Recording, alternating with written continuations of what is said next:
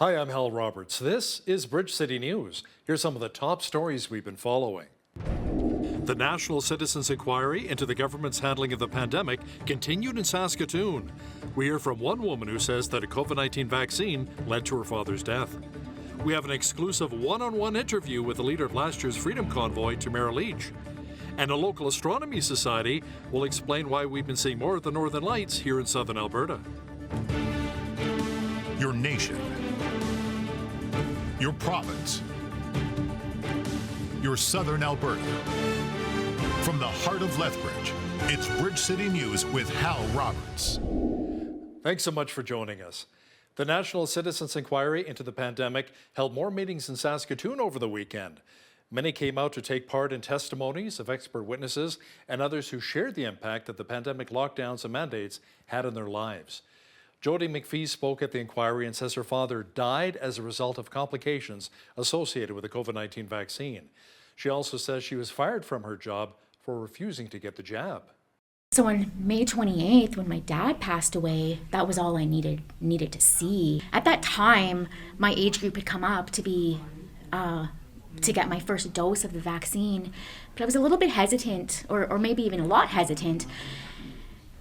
It was confusing to me and very kind of uncomfortable and awkward that how politicians were pushing this. Unfortunately, my employer, instead of showing me compassion upon my dad's death, unfortunately, they showed me a witch hunt. I was persecuted, and I was degraded and humiliated and segregated and belittled, and eventually fired after 7 years of hard work and loyalty and sacrifice. The National Citizens Inquiry now heads to Red Deer, Alberta for more testimonies April 26th through the 28th. It'll then make its way to Vancouver, Quebec City, and Ottawa next month. A new study by German researchers says face masks can cause carbon dioxide poisoning. It also says masks may have contributed to stillbirths when worn by pregnant women and cognitive decline in children. The research published in the journal Helion comprised of 43 previously published studies on exposure to CO2, mask wearing, and pregnancy. The tests were done on rats and mice and said even short-term exposure as low as 0.3% caused brain damage, increased anxiety, and impaired memory. Rats and mice were used as models in the medical testing since their genetic, biological, and behavioral characteristics closely resemble those of humans. The eyes of the world were on Ottawa last year during the Freedom Convoy. Many truckers and other Canadians frustrated with the government mandates during the COVID-19 pandemic descended upon our nation's capital expressing their displeasure. A woman from Medicine Hat, Alberta, Tamara Leach, became the face of the convoy. We recently chatted with Leach about why she was arrested and what she was put in jail for. We also asked Leach who empowered her while she was behind bars. God, for lack of a better word. I recognized after my arrest when I was in jail that it was thy will, not my will, and that there was obviously more work for me to do. I believe that the convoy itself ended up exposing things like the mainstream media and the banking system and, organizations like GoFundMe. And I felt that there was just more work that needed to be done. And I just put one foot in front of the other and trusted that I was going to be okay. Make sure you catch the full, powerful interview with Tamara Leach from the Freedom Convoy and myself. That's coming up later in our broadcast. The Public Service Alliance of Canada says it can find other financing if the strike fund it is using to pay federal civil workers walking picket lines runs out of money. Day 6 of job action by more than 150,000 workers will see them move away from picket offices to more strategic targets like our country's ports. The union has been at odds with the federal government since contract negotiations began in June of 2021. The civil war continues in Sudan with two main factions fighting and scores of people being killed. The clashes are between the Sudanese Armed Forces and the Rapid Support Forces military group. The two were once allies but are now enemies. Our foreign affairs expert Lisa Daftari has the details. This is an interim government. The Sudanese armed forces are protecting that government. That has been the deal, basically. And then finding a way to integrate the RSF to this paramilitary group into the Sudanese army. And of course, they cannot find a way to compromise both generals wanting to have a piece of the political future of Sudan. And of course, this is not between left and right. This is not between two different factions of Islam. This is not between, North and South. This is actually between two men who are power hungry and, of course, killing and using their armies against one another instead of finding a way to integrate, instead of finding a way to work together. Foreign affairs expert Lisa Daftari will also have the latest on China potentially invading Taiwan. That's coming up later in our broadcast. Foreign Affairs Minister Melanie Joly says Global Affairs is trying to contact Canadians in Sudan and is working with other countries to help get them out of the country. Around 1,600 Canadians were formally registered in Sudan over the weekend, but experts believe that many more are there who didn't register. Many Sudanese see the airlifts to evacuate foreigners as a sign that international powers only expect the fighting to get worse. Federal Transport Minister Omar Al-Gabra has announced new reforms to beef up air passenger rights protections, saying airlines left the government no choice but to pursue stronger regulations. Today, I'm announcing that we are making significant changes to the air passenger rights. Once these measures are implemented, they will strengthen air passenger protection and simplify the complaint process. Among the new changes, amendments would make compensation the default unless specifically cited as a limited exception. With the new changes, we would be combining the current three categories, which are disruption within the airline's control but necessary for safety, and outside the control of the airline, into a single category where everyone would be entitled to compensation except for a clear list of exceptions. This means there will be no more loopholes where airlines can claim a disruption is caused by something outside of their control for a security reason when it's not. Well, it was a fairly warm day across much of southwestern Alberta on Monday. Jeanette Rocher is in now with an early peek at the forecast. Jeanette, this week we should be above our average high for this time of year, which is 14 degrees. Oh, well above it. Hal, we should be seeing temperatures up close to 22 and 23 degrees later on this week. Overnight, though, we're seeing a low temperature of 4 degrees with a 30% chance of showers and winds from the west up to 50 km. Into tomorrow, Tuesday, plenty of sunshine, high of 18 degrees, and winds from the west at 20, 40, and then up to 60 kilometers per hour by noon. For the rest of the week, though, it's going to be remaining the same around those teen temperatures until we get closer to the weekend when we'll see those plus 20 temperatures. Can't wait for that. I'll be back later in the show to give you all those details. Hal? Be nice and warm. Thanks so much, Jeanette. The spectacular northern lights were shining brightly in Lethbridge on Sunday evening. They're also known as the Aurora Borealis. Video journalist Micah Quinn chatted with staff from the Lethbridge Astronomy Society about the beautiful lights and why our city is seeing more of these amazing displays in the night sky. I'm down here in Popson Park, where the Lethbridge Astronomy Society has a facility they call home. We chatted with Tom Anderson, the president of the society, about why Lethbridge is experiencing such frequent bouts of the northern lights. The reason for that is that the sun goes through an 11-year cycle. And what happens is every 11 years, it gets more active and then it settles down, and then it gets more active again, and then it settles down. We are heading into what is called a solar maximum. It will actually achieve its maximum, I think it's 2025. Now, what's a solar maximum? Well, the sun gets more active. We get more sunspots. If you have the right equipment and you look at the sun, you will see more sunspots as we approach the maximum. And the other thing that happens is we see more what are called coronal mass ejections, which are huge solar flares. And you can see here is where we're seeing a coronal mass ejection. That sun that I showed you is 110 times the diameter of the Earth. So these mass ejections are many, many times as big as the size of the total Earth. And what happens is if one of these happens to be aimed at the Earth, there's a stream of particles that get streamed outwards towards the Earth. It takes about 2 to 3 days to get here. When those particles hit the atmosphere, everything lights up. For updates on when you can view the northern lights next, you can visit aurorawatch.ca. For Bridge City News, I'm Micah Quinn. The province announced new funding for pediatric beds and dedicated staff at both children's hospitals. Alberta Health Minister Jason Copping says 10 new surge beds and 6 new pediatric ICU beds will be added at a cost of around $12 million at the Alberta Children's Hospital in Calgary. There will also be money going towards 12 new surge beds, along with an extra pediatric ICU bed at the Stollery Hospital in Edmonton. Copping says with the new beds, 113 new critical care positions will be created. That's 61 additional staff here at the Alberta Hospital and 52 additional staff at the Stollery.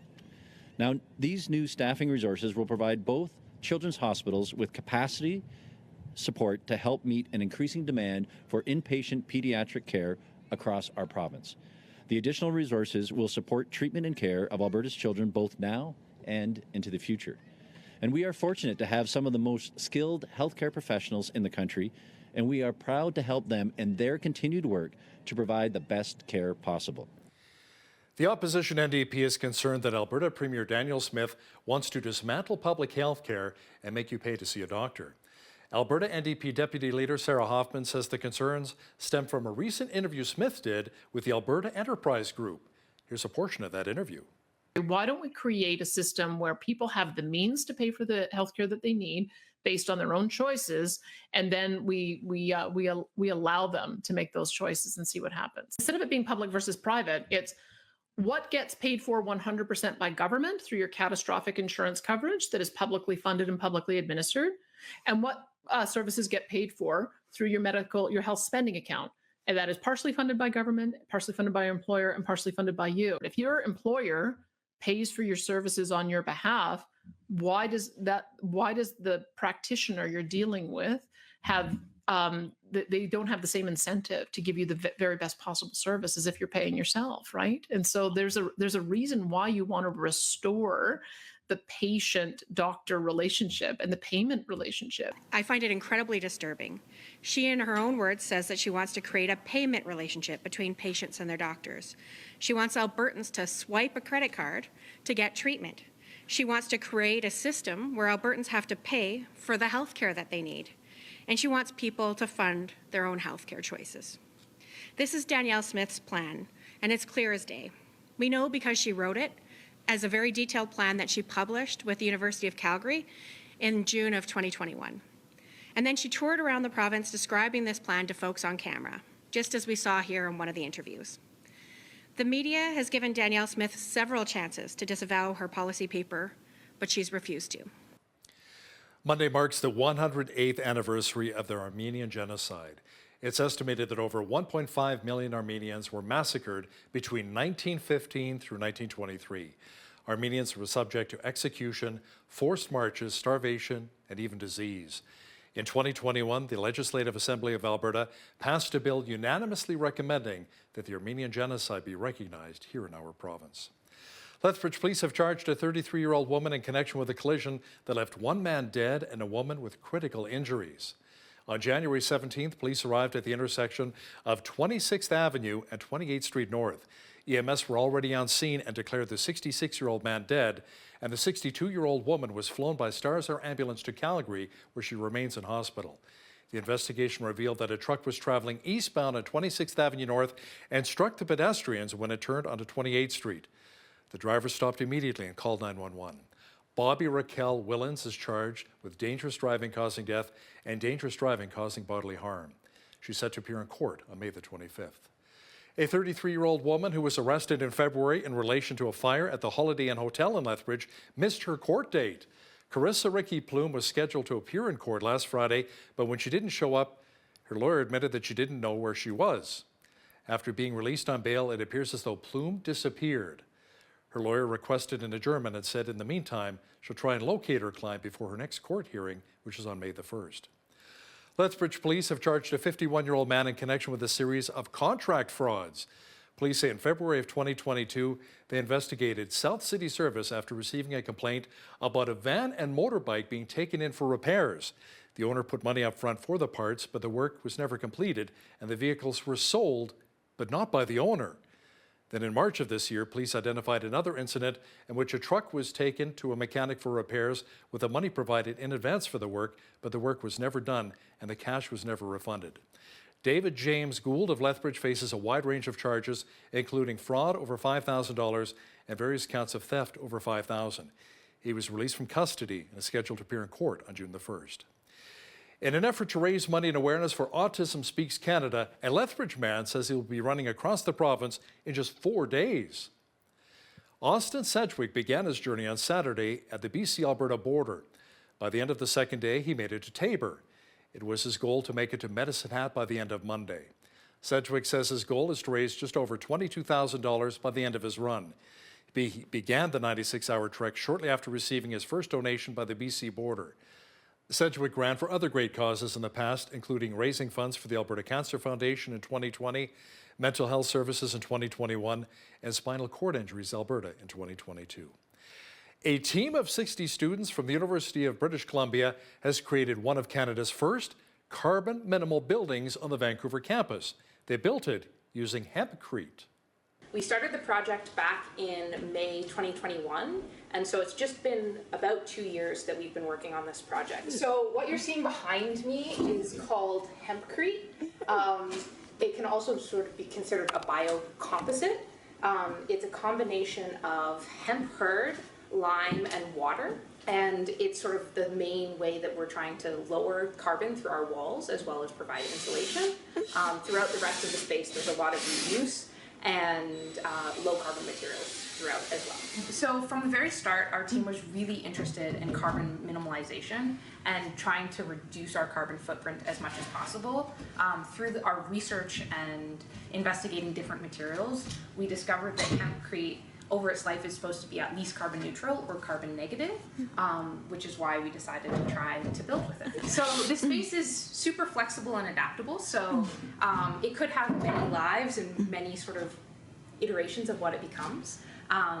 Currently, the plan is that it will be given to the University of British Columbia's Applied Science faculty, and there would be teaching opportunities in the space so that it could act like a living lab, as well as sort of allow student groups and collaboration in the space. Hempcrete, fascinating stuff. South of the border, Fox News and Tucker Carlson have parted ways. His last program was Friday, April the 21st. Carlson's departure from the network came less than a week after it agreed to pay $787.5 million to settle a defamation lawsuit brought on by Dominion Voting Systems coverage of former President Trump's false claims of voter fraud and the company's software. Carlson was Fox's top-rated primetime host, netting an average of more than 3 million viewers a night, the most of any pundit on cable television. Fox said it would air a new program called Fox News Tonight with rotating news personalities. Another famous American news personality was let go. This time it's longtime CNN anchor Don Lemon, who was fired from his job. Lemon said the news that he was let go came as a shock after 17 years at the network. CNN confirmed his firing in a statement, but views on how it happened seem to differ. Now, in a tweet, Lemon said he thought someone in management would have had the decency to tell him directly, while the network said he was offered an opportunity to meet with management, but instead released a statement on Twitter. Lemon has been at the center of controversies in recent months, including on-air comments and questions about his treatment of women at the network. Well, we had a mixture of sun and cloud and fairly mild here in the Windy City on Monday. The mercury is going up even more this week. A look at the long-range forecast is on deck.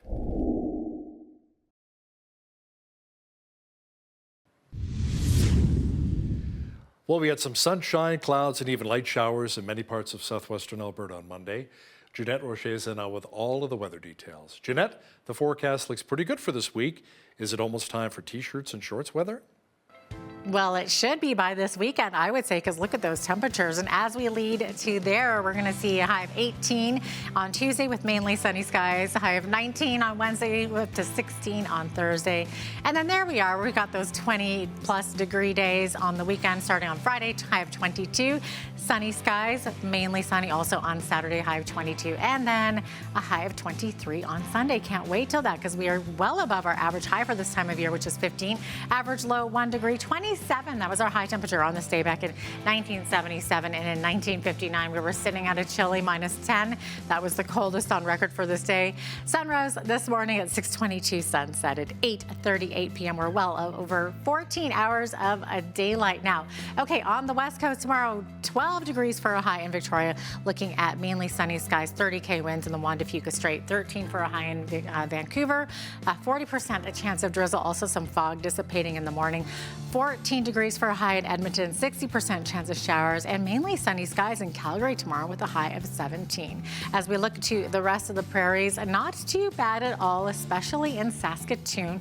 Looking at a high of 15, could see some periods of drizzle though. 6 for a high in Regina, and 7 is the expected high tomorrow in Winnipeg with mainly sunny skies. We are looking at some periods of drizzle as well in Toronto with a high of 10 degrees, high of 13 in Ottawa, and 11 for a high in Montreal. Montreal also seeing some shower activity in that region. As we look to the Maritimes, Fredericton sitting at a high of 10 degrees, seeing some shower activity there. Halifax, mix of sun and cloud, 12 for a high. 12 also the expected high in Charlottetown tomorrow with mainly sunny skies, and only 5 degrees expected for a high in St. John's, Newfoundland with a 40% chance of showers. So there you have it. That is your forecast. Today's weather report is brought to you by Ridge Utilities, providing competitive rates for electricity, natural gas, and internet, while investing back in communities across southern Alberta. A survey by the Canadian Federation of Independent Business says 59% of business owners in our country are dealing with staff shortages. The problem is apparently much worse in the hospitality and agriculture sectors. Now, as a result, many owners are working the equivalent of an 8-day work week. An economist with the Federation recommends increasing the labor pool by hiring more older workers and simplifying the immigration process. Bed Bath & Beyond, one of the original big box retailers known for its offerings of sheets, towels, and kitchen gadgets, has filed for bankruptcy protection. The filing in a New Jersey court comes after years of dismal sales and losses, along with many failed turnaround plans. The filing also comes 2 months after Bed Bath & Beyond announced its Canadian operations were going out of business. The largest wedding gown store in North America has filed for bankruptcy protection in the United States once again, and an Ontario court has granted David's Bridal similar protection for its Canadian operations. The chain has around a dozen stores and about 500 employees here in Canada. David's Bridal is looking to sell the company, and its stores remain open. It is also still filling online orders. Now, here's a look at today's markets. The TSX was down 16 points on the day to finish at 20,676. The Dow was up 66 points to 33,875. The S&P 500 was up 3 points on the day to 4137, and the Nasdaq was down 35 points to 12,037. West Texas Intermediate Oil was up 89 cents to 78.76 US per barrel. Natural gas was up 4 cents to 227 US. Gold was even on the day at 1989.14 US an ounce, and silver was down 2 cents to 25.14 US an ounce.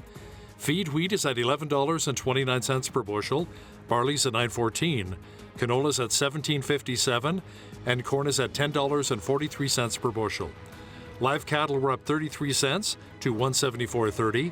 Feeder cattle were down $1.23 to $202.55, and lean hogs May contract was up 68 cents to $77.70. The Canadian dollar was up slightly over the past 24 hours to 73.86 US.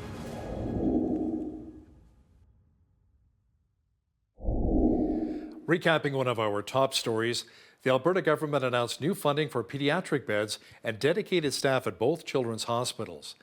Alberta Health Minister Jason Copping says the new surge beds, 10 of them, and 6 new pediatric ICU beds will be added at a cost of around $12 million at the Alberta Children's Hospital in Calgary.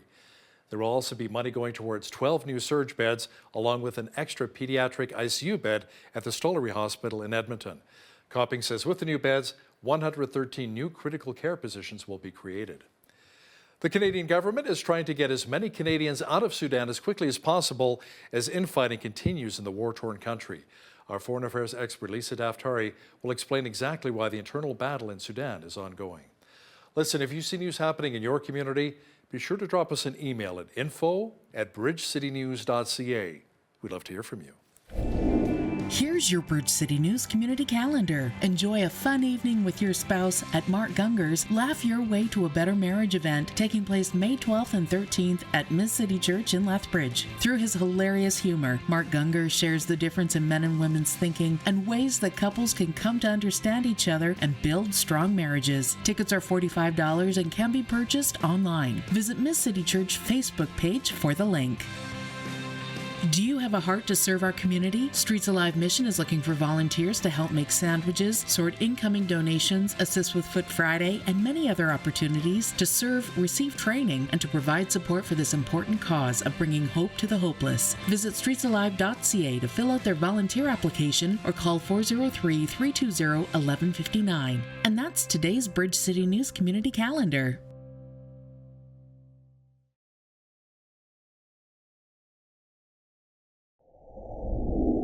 The eyes of the world are on Sudan right now with all of the fighting and casualties we're witnessing firsthand.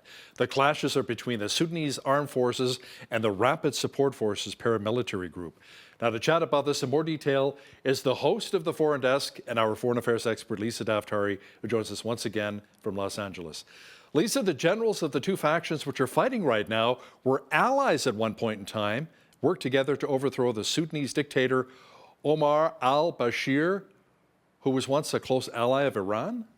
Yeah, this is an interesting development. Obviously, the people being in the harm's way and being the victims of all of this. But, you know, this is what happens when grown men see a power opportunity and a political vacuum that is in Sudan. This is an interim government.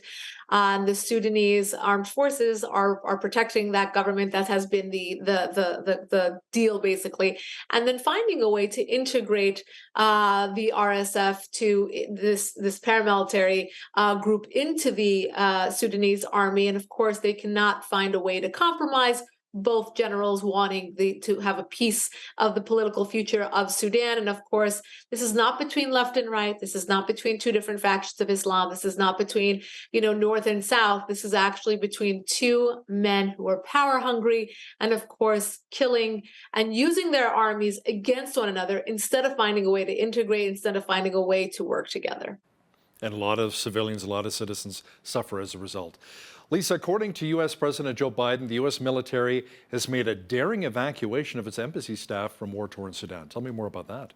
Yeah, this morning we're looking at some hypocrisy coming from the Biden administration, where the State Department, of course, has evacuated its staff over the weekend, getting them out of harm's way, but has told American citizens and others who are stuck there not to go to the embassy, not to get help, but to shelter in place. Now, this morning, the State Department, being pressed, of course, by our own reporter here at the Foreign Desk as well, got the response that they believe it's too dangerous to be evacuating thousands of American citizens and have instead told them to shelter in place and stay put.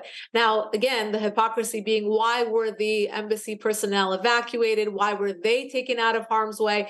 But why are these now American citizens, who are numbered to be up to 18,000, many of whom may not have been enlisted, in a list of American citizens there, so that number might be even higher. But why are they not being evacuated? Now, because of the backlash that the Biden administration has faced in the aftermath of the Afghanistan evacuation, which was completely botched with the withdrawal there, we are coming up against an election in this country. So perhaps the Biden administration will kind of try to work backwards here and try to hurry up and get this evacuation going. But as of this morning, it is difficult to make that assumption. The State Department doubling down on its decision to not evacuate citizens just yet. As China continues its military buildup and prepares for a potential invasion of Taiwan, lawmakers have rallied together to apply U.S. cybersecurity technologies to help defend the small island state. But Lisa, how much will this really help?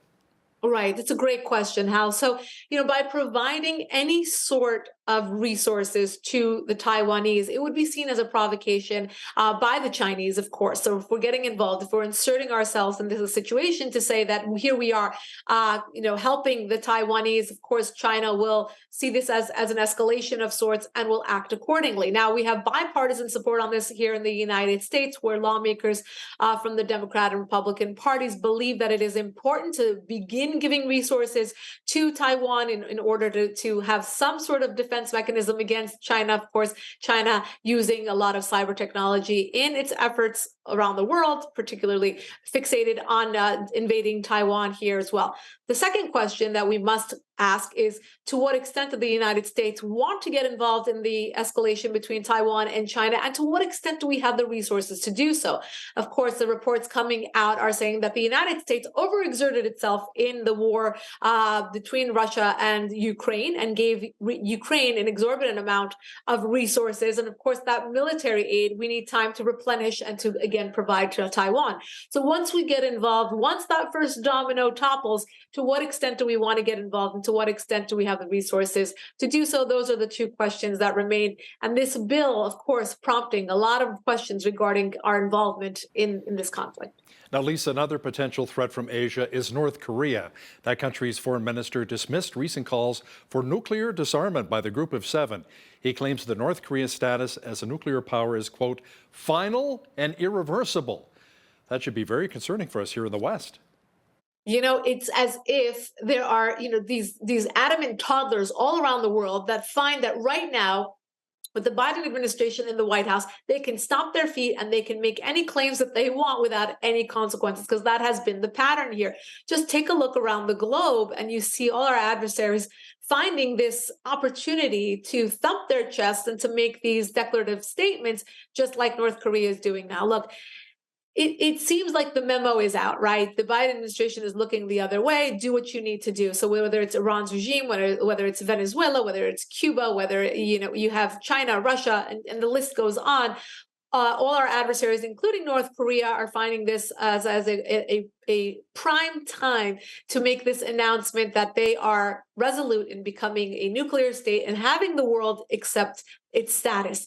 Under the Trump administration, of course, there was this attempt to make nice with North Korea. There were letters sent. There were pen pals that were exchanging letters. But of course, that did not reach any sort of resolution. And instead, now under the Biden administration, you have North Korea very adamant about making its power known on the global stage. Workers in Iran's oil industry have walked off the job over inadequate wage growth in many regions across the nation. Lisa, workers have called for a 79% increase. This is more than that, Hal. Of course, this is what appears to be on the surface a regular strike where these oil workers are asking for more money. But it is entirely connected to their revolution. It is entirely connected to this call for regime change. And I'll connect the dots for you just a bit. Of course, Iran's oil sector is what is keeping it afloat.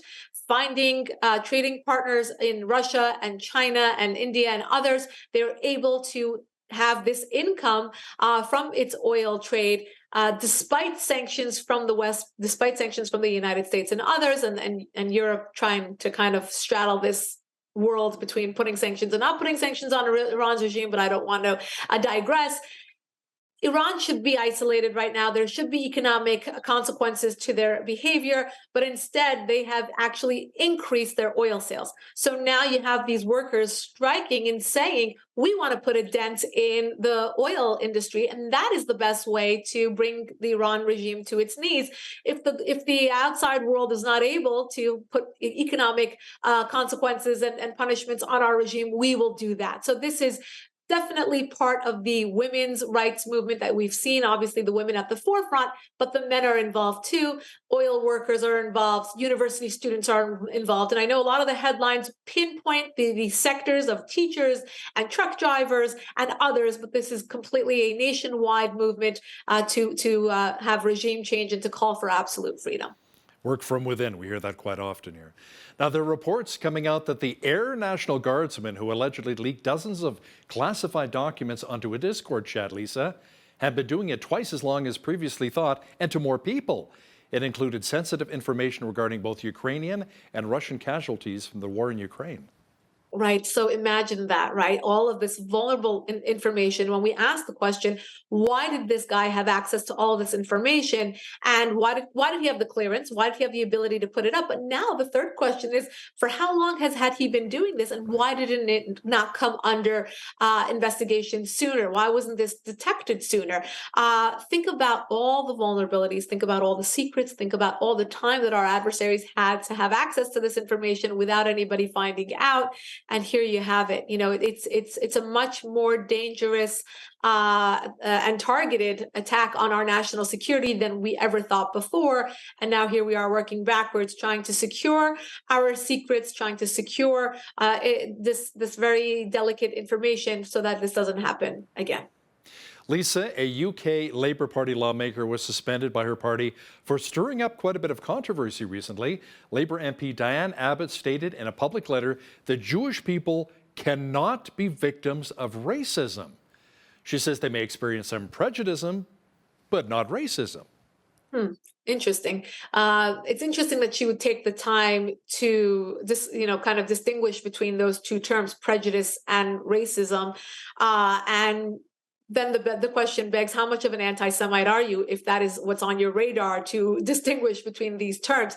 Hate is hate. And right now, globally, especially in the United States, Canada, and Europe, the number one targeted group for hate crimes are Jews. And when you take into consideration the percentage of the population, the ratio that they are in the world population, it's mind-blowing what a targeted attack we're facing globally against Jews. So to take the time to really, kind of diminish or kind of take away from what's going on against Jews is horrific, but the left will be the left. And of course, here you have somebody who is, using their platform to spew this kind of garbage. We have it here in the United States Congress. You have women who are elected into power, women of quote unquote color, as they call themselves, who are minorities, but they use their platform to spew anti-Israel and anti-Jewish propaganda.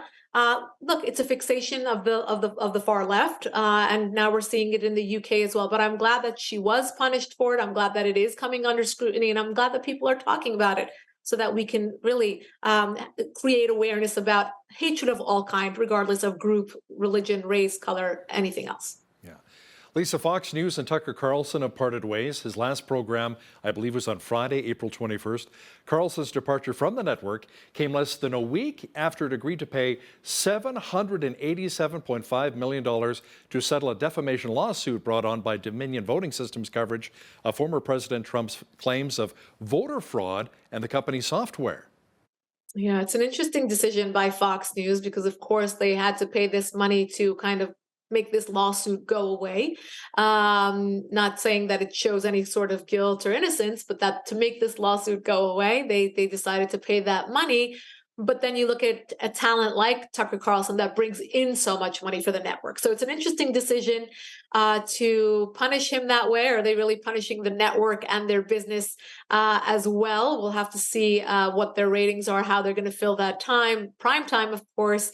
And we'll have to see what Tucker does in the aftermath of Fox News, what he'll be doing in terms of his audience. They'll go with him.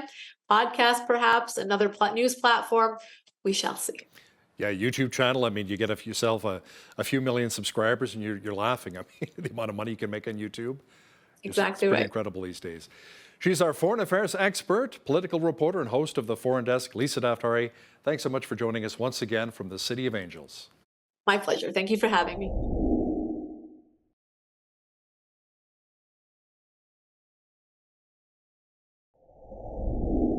The truck convoy of 2022 and the subsequent Freedom Rally in Ottawa was something that both Canada and the world had never ever seen before.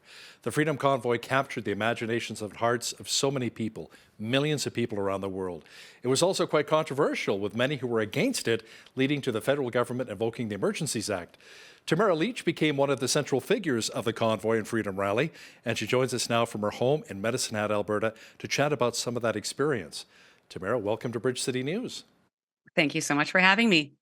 You're welcome. Now let's go back to January of 2022. This was a completely new experience for Canadians. How did it all really begin for you? What led up to the Freedom Convoy? Well, I think the convoy itself was a collection of a small group of people that had very similar ideas. For myself, I know that I got involved because I was really upset with the mandates and the restrictions. They were affecting my family, my friends, people that I cared about. And about the time the convoy got started, I recall they were starting to discuss interprovincial travel. restricting interprovincial travel. And of course, I've got a large family spread across the prairie. So that was a pretty huge concern of mine to not be able to see my granddaughter. You know, some of the comments we heard from a lot of our news teams that we sent out to Ottawa during the Freedom Convoy was how many people were kneeling and praying for your group, praying for the entire Freedom Convoy. What feedback did you hear from those around you about all of the prayer that seemed to surround the event? Well, I've said right from the beginning that I feel that the whole process, the whole experience itself was divine in that if we needed somebody, they showed up. If we needed somebody with a particular skill set, they showed up. It just happened that everything that happened, there was so many coincidences that they just couldn't be coincidences. And of course, the feedback that we got along the way, traveling across the country and even on the ground in Ottawa, was incredible. Very heartwarming. Now, you did a lot of work behind the scenes, you and your team. Let's talk about the leadership during that period of time. What was it really like planning leading up to the Freedom Convoy, going all the way across the country, like you said, to Ottawa? It was busy. I was up early in the morning, usually 5 or 6 in the morning, and going to bed at about 2 o'clock, 3 o'clock at night. We were obviously working on many things like hotel rooms and stops and where we were going to get fuel and what was going to be happening when we got on the ground in Ottawa. So there was a small group of us that were in constant communication. And it was so hectic, but very exciting at the same time.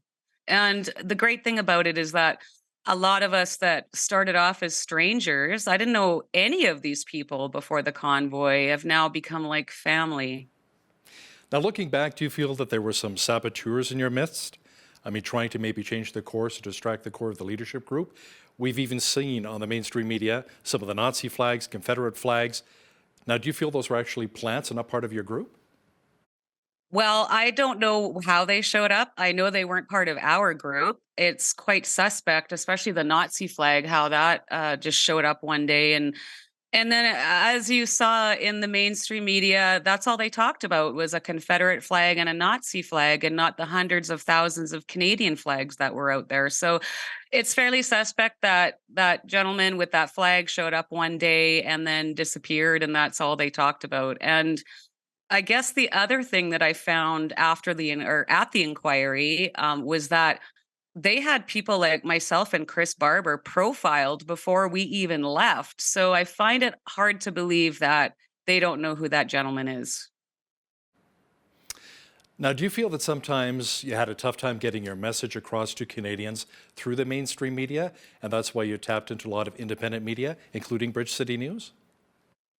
Yes, actually, I don't think the mainstream media got anything right, really. And it really came down to media such as yourselves and other independent media sources and citizen journalists. I think the convoy was really the rise of the citizen journalists because we had all that footage from cell phones.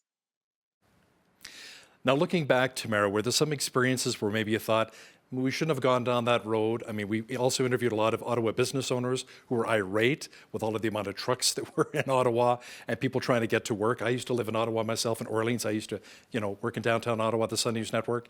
So were there maybe some lessons learned along the way, things you would have done differently, looking back? Well, that's a whole can of worms, isn't it?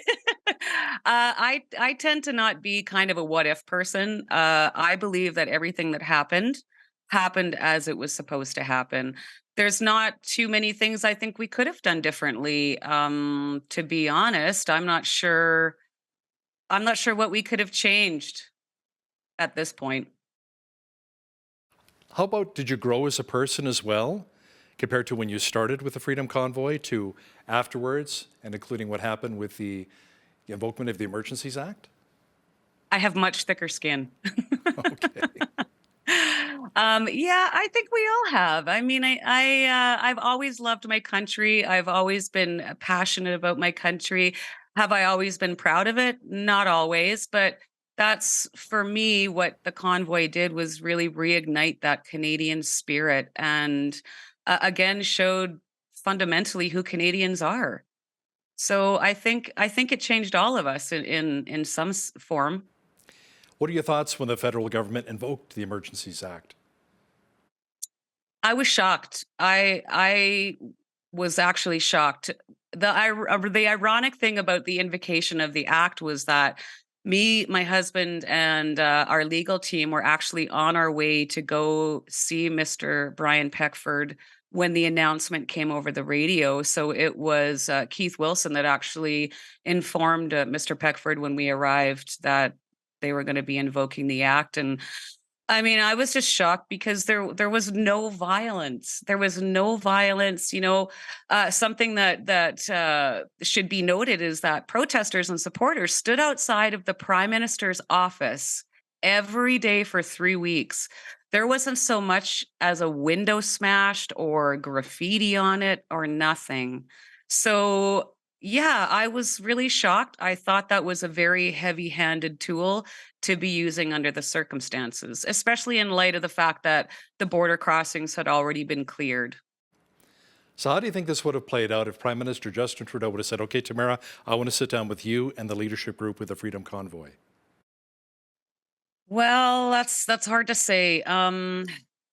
I think if we would have had any type of indication that they were willing to even listen to us, that we would have started packing up and going home. Because let's face it, after 3 weeks in the middle of winter in Ontario, we were tired, we were exhausted, we were away from our families and our jobs, and I think just a show of good faith would have went a long ways. How about your thoughts on the public inquiry into the Emergencies Act? I mean, we learned that the Ottawa police really didn't do their job, potentially, and that's why more reinforcements had to be brought in. What are your thoughts with Justice Rouleau's report? Yeah, that was not a shock, I guess, but still a shock. I think a lot of us expected that outcome, but we had held out hope that it would have been different.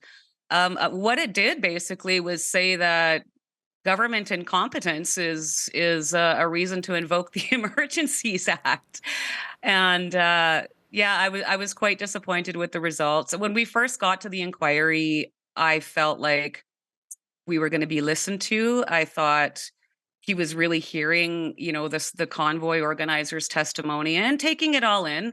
And then towards the end of it, it became very clear that um, it wasn't going to be that way. With the shenanigans, I know you've had Eva and Keith and them on your show before. The document dumps late at night, all the redactions, the cabinet confidentiality and parliamentary privilege that was used as an excuse when in reality there wasn't any in some cases. So, yeah, it was disappointing for sure. Let's talk about some of the money donated through various online media platforms like GoFundMe and GiveSendGo. Did you and your group ever receive much of that funding? We received the initial million that was released. I believe that was the very end of January. And of course, that was all frozen immediately, pretty much immediately, anyways. GoFundMe ended up refunding everything. And then we started that fundraiser with GiveSendGo. They also ended up refunding most of it. Of course, there was some that was in a payment processor that all that money's tied up in an escrow account pending the lawsuits. So how did a lot of the truckers feed themselves and get the fuel that they needed to keep going, to survive? Canadians, Ottawa citizens, people, the donations that we received was unlike anything I've ever seen before. There was food, there was clothing, there was gloves, chapstick, dog food, baby formula. There was reefers full of donations from Canadians. And I'm not sure, Hal, if you ever had a chance to get to Ottawa during the convoy, but just about on every street corner, there was little kitchens set up, feeding people and feeding the homeless. And it was incredible. We can't forget about the barbecues and the bouncy castles too, right? That's right. The barbecues and the bouncy castles, yes. Tamara, I'm sure it seems to many Canadians that the government used you as a focal point for their power and allegedly some of their vengeance. What powered you to keep going during your tough times in court and even jail? God, for lack of a better word. I recognized after my arrest when I was in jail that it was thy will, not my will, and that there was obviously more work for me to do. I believe that the convoy itself ended up exposing things like the mainstream media and the banking system and, organizations like GoFundMe.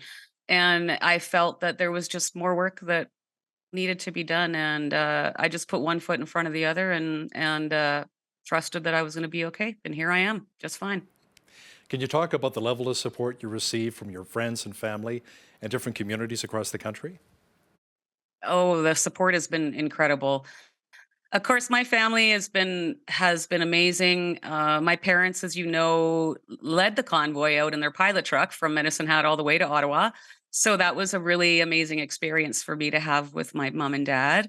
My friends have been amazing, and I've made so many new friends all across the country. My Canada has gotten considerably smaller in the months since the convoy, for sure. There are many differing opinions as to what the future holds for Albertans and Canadians, Tamara. What do you see as the future for Canada? Well, that's a tough question. There's a lot going on in Canada right now, but I always have faith. I believe that good will always win, and I think we're headed in the right direction. So it'll be interesting to see how this Chinese interference nonsense all plays out. I mean, there's so much going on right now. It's hard to keep track of it all, isn't it? It is, absolutely. I want to circle back to your time in jail. Let's talk a bit about that experience and maybe people's lives that you touched while you were behind bars. Let's just talk about the time specifically. What was that like for you? I met some pretty good people in there, and I did have some support from some of the guards and personnel that worked there. There was people when I was originally arrested last winter. There was actually a couple girls from the convoy that were in jail already. That not they weren't organizers, but they had just been caught getting supplies and stuff. So and we weren't too sure, and by we, I mean myself and some of the officers at the remand center, we weren't too sure what they were going to think of me. And I remember these two officers calling me into this room, and they explained that they dealt with high profile cases, and they were wondering if I was worried for my safety in there, and explained to me, what happens to women that don't get along with other women in jail. So I remember at the end of the conversation, one of the officers asked if I was worried or concerned, and I said, "Well, I wasn't, but I kind of am now." But no, you know what? They were great. Um, a lot of the ladies that I met in jail are wonderful people. They're stuck in the addictions cycle, and which is too bad. But the staff, and even at the courthouse too, I had so much support at the courthouse. So it was quite an experience for someone who's never even been in Facebook jail before. So can you fill in our viewers where it stands right now? Are you still facing any charges? Yeah, so our trial, Chris Barber and I, of course, are co-accused, and our trial is scheduled to start September the 5th in Ottawa. And so really looking forward to getting those charges dealt with, and hopefully everything stays on the timeline that we have as it sits right now. And what are the charges? Did they tell you specifically? Mischief, counseling to commit mischief, intimidation, I think is one, and counseling intimidation, and I want to say disobey a public order, and there's something else too. I can't remember. Wow. Tamara, let me ask you something. Do you potentially see another freedom convoy in our future? Not with me involved in it anyways. I'm Why still not? dealing with Come the on. first one. You've got the I'm still experience. dealing with the first one. You know how I think the convoy was a once in a lifetime experience? I think it was a perfect storm of a bunch of different circumstances and events. And I don't know if we'll ever see that again in my lifetime. Tamara Leach was one of the organizers of the Freedom Convoy. They captured the imaginations of so many around the world, and she joined us from Medicine Hat. Tamara, thanks so much for your time today. Thank you for having me. On behalf of all of us here at Bridge City News, I'm Hal Roberts. God bless and thanks for watching.